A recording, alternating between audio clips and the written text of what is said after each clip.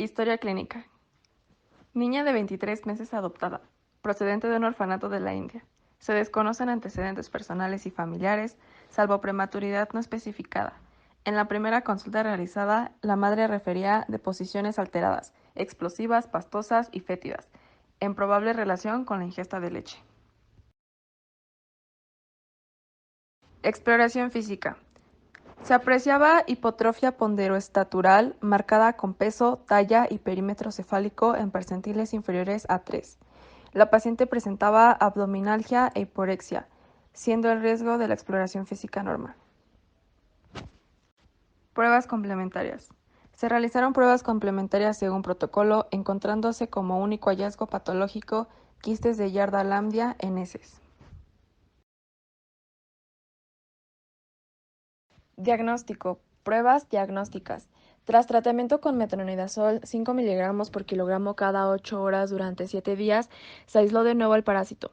Se derivó al servicio de gastroenterología infantil para seguimiento conjunto, pautándose nuevo ciclo de metronidazol a dosis de 7 mg por kilogramo cada 8 horas durante 15 días, siendo el cultivo de control negativo. Se realizó test de gilosa, determinación de inmunoglobulinas séricas y serología de enfermedad celíaca, descartando otras patologías. Ante la persistencia del cuadro clínico y tras una breve respuesta a la dieta sin lactosa, se recogieron coproparásitos resultando positivos a Giardia.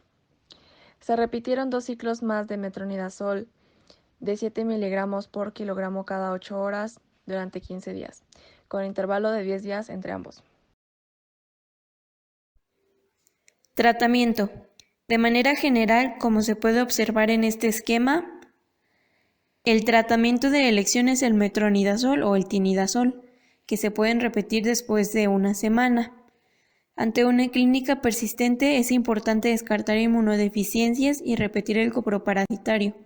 Si no se detectan parásitos, se debe instaurar una dieta exenta de lactosa durante un mes.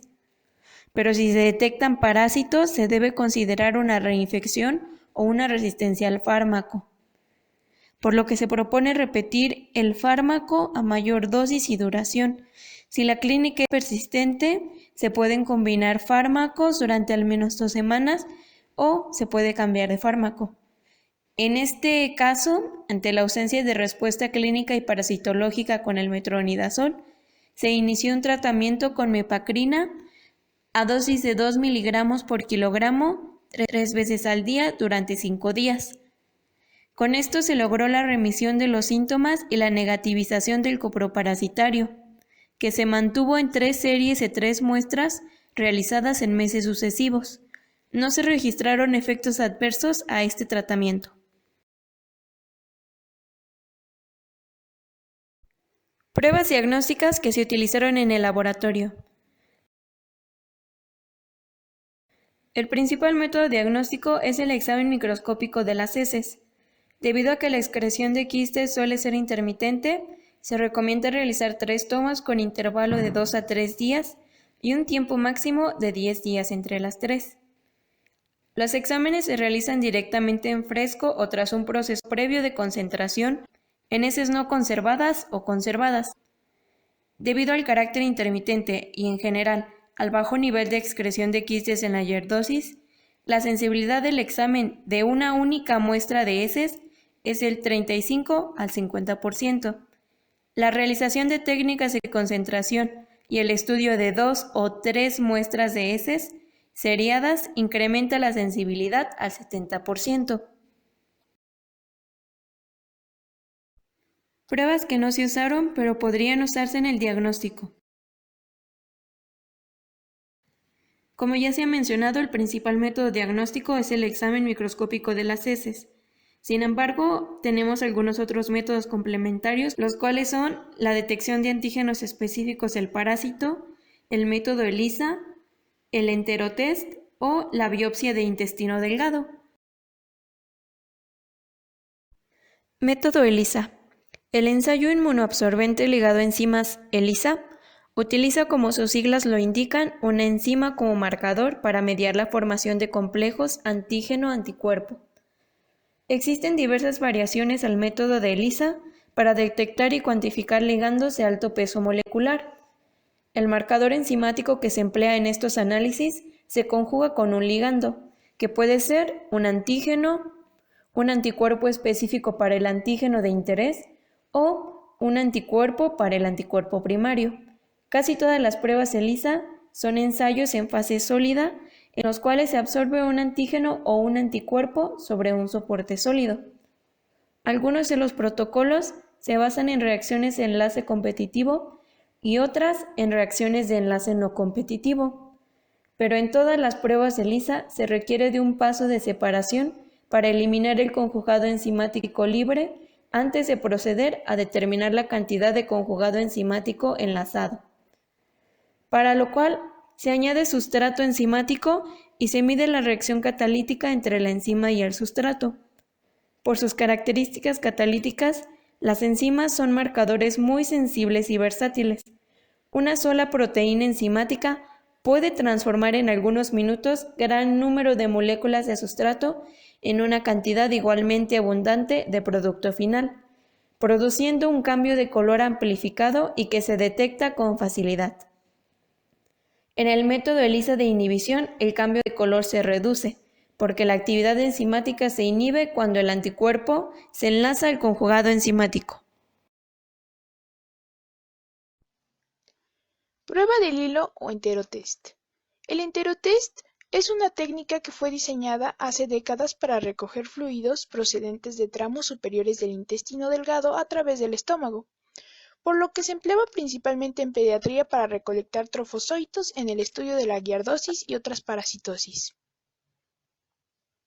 La prueba consiste en la ingestión en ayunas de una cápsula de gelatina de pequeño tamaño, adherida a un hilo de nylon de 90 a 140 centímetros de largo, altamente absorbente en sus 60 centímetros distales, situado en el interior de la cápsula que se despliega durante la ingestión. Una vez que la cápsula llega al estómago, la gelatina se disuelve y el hilo, desplegado en su totalidad, absorbe las secreciones gástricas. Tras un intervalo de entre 30 a 180 minutos, en el cual el paciente solo puede ingerir agua y debe permanecer en reposo relativo, el hilo se extrae por vía oral, impregnado en los jugos gástricos. Dicha extracción debe realizarse evitando el contacto con la lengua y las piezas dentarias.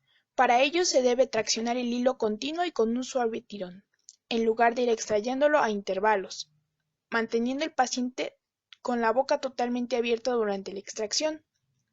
Para evitar la contaminación de la muestra, se recomienda previamente a la extracción hacer enjuagues con soluciones antisépticas, además de la manipulación cuidadosa y en condiciones estériles de la misma.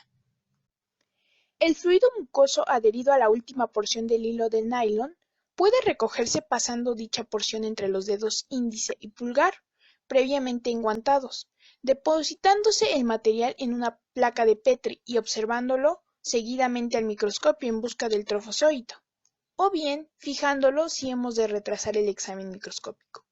En cualquier caso, se debe medir previamente el pH del fluido para asegurarnos de su origen duodenal, pues un valor muy bajo significaría que el hilo del nylon no pasó del estómago y se debería repetir la prueba.